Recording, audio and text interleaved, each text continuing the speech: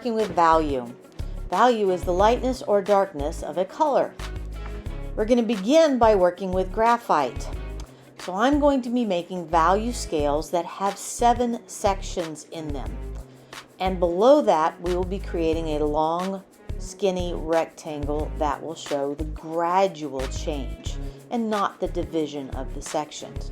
Our ruler is simply here to show that our 7 sections are about 1 inch by 1 inch. And we are going to call this one our graphite value scale. We will be using an ebony pencil, which is about the equivalent of an 8B pencil. B standing for bold and indicating that it is a very soft pencil lead. I'm going to be using a circular motion to fill this in rather than just back and forth, and that will help to create something that does not look directional. A non-directional type filled in area is good for when you are doing surfaces that are curved, which we will be practicing later. As I move on to the second square, I want to keep in mind that this value needs to be gradually getting lighter because I do have a middle section that I want to remember. So as I put down the graphite on this square, I am layering it and going back over the sections so that I don't have a really, really dark area to erase, but rather a lighter area that I build up.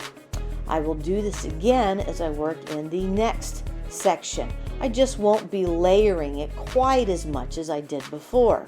It's always easier to layer more graphite than it is to remove the graphite. And as we work in the middle section, I'm not going to be doing much layering at all. But again, I am working in a circular motion. I am going to change at this point and work with a regular number 2 pencil for the last 2. And as I do this, I'm not going to put a whole lot of pressure on here. I could have done this entire scale with a regular number 2 pencil, but it's nice working with a variety of pencils, especially an ebony, to get that nice dark mark. So in this case, I'm using the side of the pencil because I don't want the sharp tip making the marks. And I also used my fingertip to blend that in and kind of merge the values, and was able to use just the last bit of graphite on my fingertip for that last square there that we were adding value to. We're leaving the square on the very, very end completely white because that represents the extreme scale from black to white. Now for the graphite on the bottom, I'm just going to be gradually blending it all the way across, trying to match the values that I have in the top scale. Now we'll be working with hatching and cross hatching. So we're going to lay out a scale just like we did above, 7 sections with 1 long rectangle underneath. Label it hatching and cross hatching, but we're also going to make 2 squares underneath. One of these is going to be for hatching, which is just the directional lines going in a diagonal, in this case, 1 diagonal. For cross hatching, we're going to use the diagonal lines, but we'll go both in a left to right kind of diagonal and a right to left kind of diagonal so that they cross, hence cross hatching. But we'll also add some horizontal and vertical directional lines, and the addition of those 4 directions gives you an even greater value in that corner. So our first section here, we're going to use all 4 of those directions. Left, right, right, left, diagonal lines, horizontal lines, vertical lines, all close together. As we make the second section, we're going to again use all 4 of those directional lines, left to right diagonal, right to left diagonal, vertical, horizontal, but we are going to space those lines out a little bit more, and that will appear to have a slightly lighter value.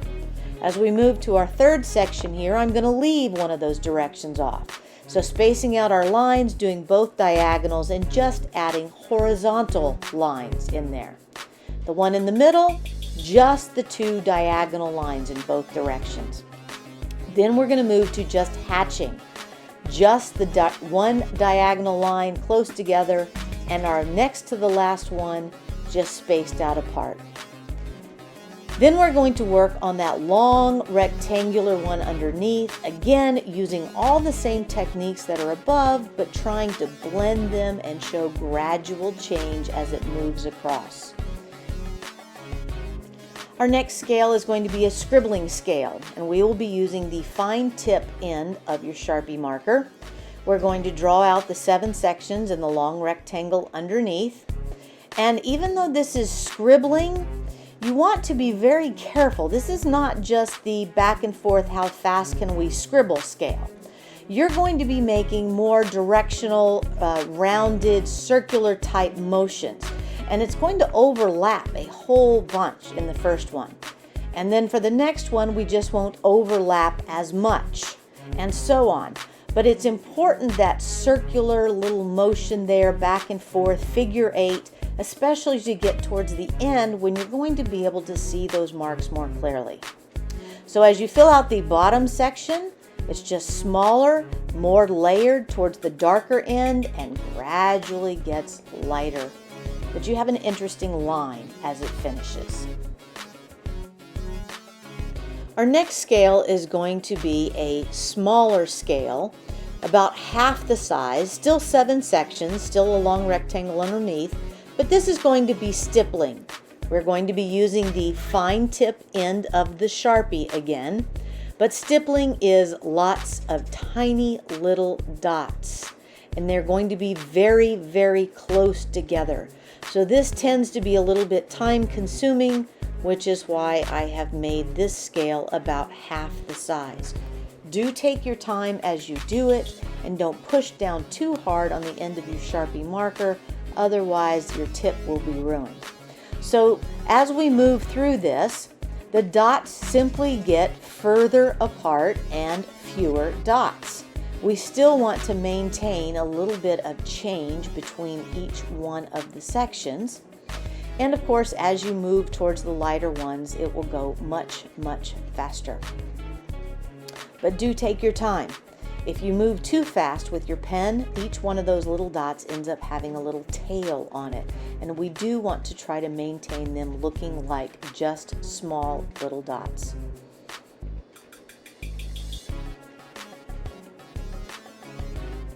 Then go back and fill in the bottom one, trying to show gradual change, mimicking these scales and the technique that is right above it, so that you're filling it in all the way to the end.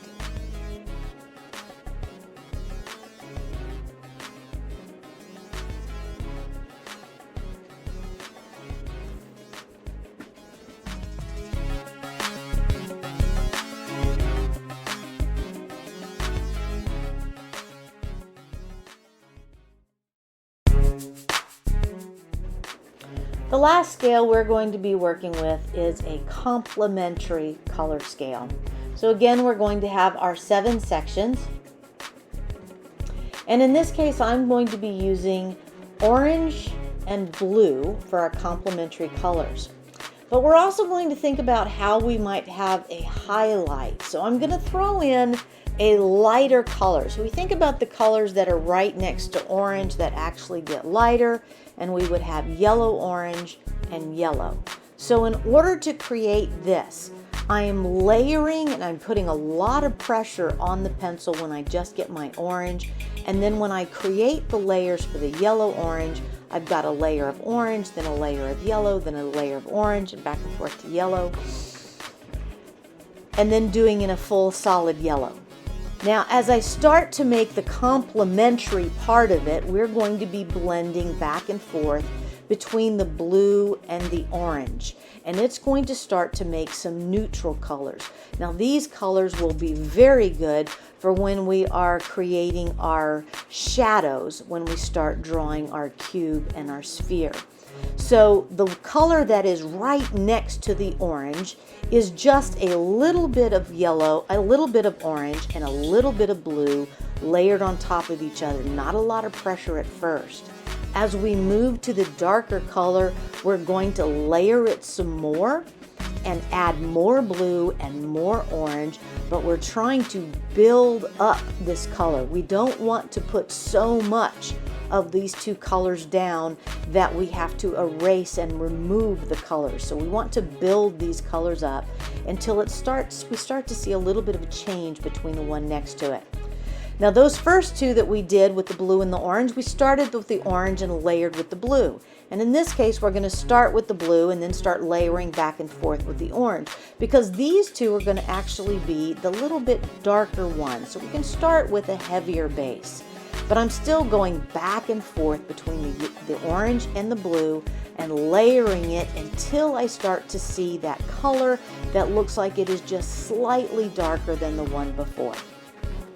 And this last one should have a good amount of blue on there. Again, layering back and forth between the blue and the orange until I get a nice neutral, almost brown looking color here. And this color is going to be one that will be really good for creating the darkest shadows as we start to work with our shapes. So underneath it, just like we've done on our other scales, we're going to work with gradual change. And I can work almost all the way across this time with the blue and then the orange, meeting kind of in the middle where they're combining, and then working with just the orange and the yellow on the other ends.